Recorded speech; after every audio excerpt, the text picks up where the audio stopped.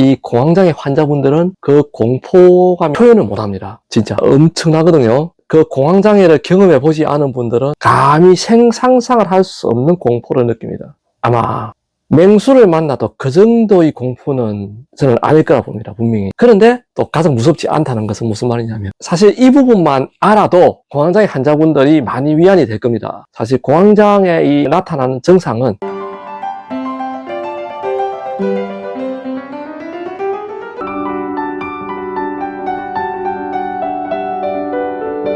유명 연예인들도 상당히 공황장애 걸렸다는 사람 많죠. 운동선수들도 많거든요. 저는 이 공황장애를 그렇게 이야기합니다. 가장 무서우면서 또 가장 무섭지 않은 병. 표현이 이상한데, 가장 무섭다는 것은 무슨 말이냐면, 이 공황장애 환자분들은 그 공포감 표현을 못합니다. 진짜 엄청나거든요. 그 공황장애를 경험해 보지 않은 분들은 감히 상상을 할 수 없는 공포를 느낍니다. 아마 맹수를 만나도 그 정도의 공포는 저는 아닐 거라 봅니다, 분명히. 그런데 또 가장 무섭지 않다는 것은 무슨 말이냐면, 사실 이 부분만 알아도 공황장애 환자분들이 많이 위안이 될 겁니다. 사실 공황장애에 나타나는 증상은 사람을 무섭게 만들고 움츠러들게 만들지만 전혀 위험한 증상은 아니라는 겁니다.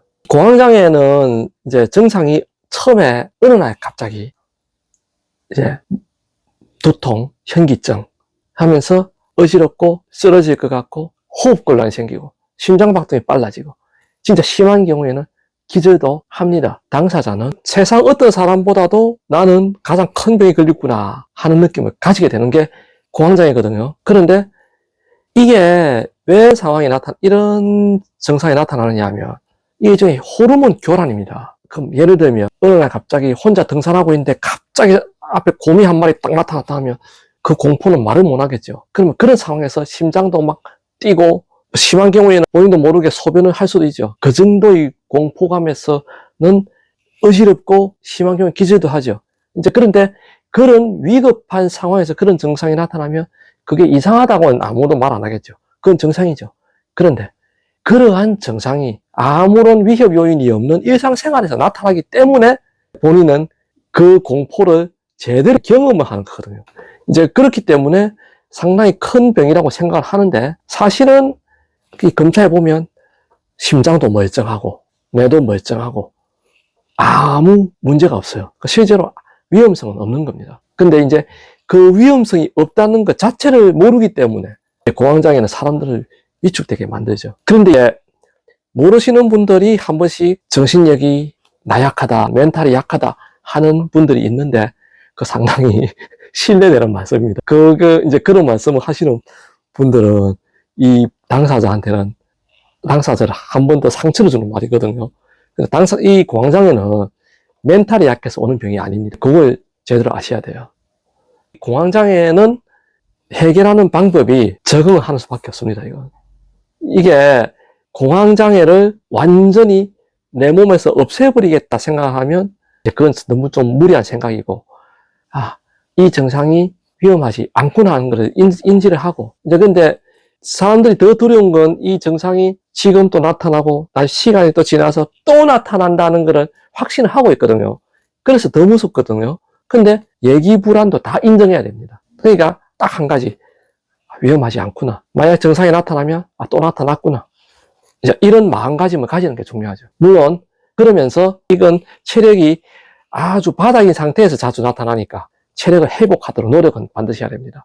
이 역시 저는 수면은 충분히 8시간 이상 재라. 근데 문제는 공황장애 환자분들이 불면증이 많다는 거거든요. 불면증은 동반합니다.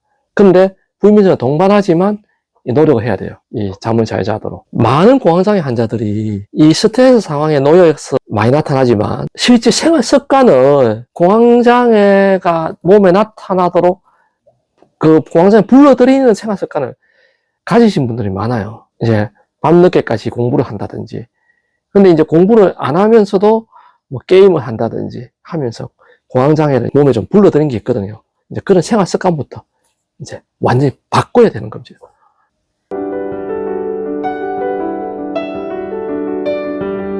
공황장애에 있는 분들이 반드시 위장장애를 가지고 있거든요.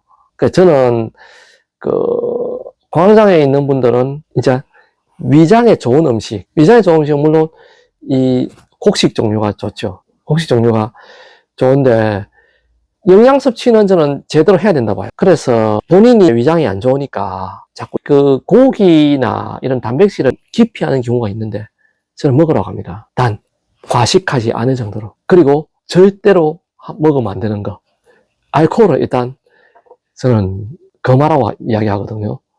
이 술이 들어가면 공황 증상이 조금 더 심해질 수가 있어요.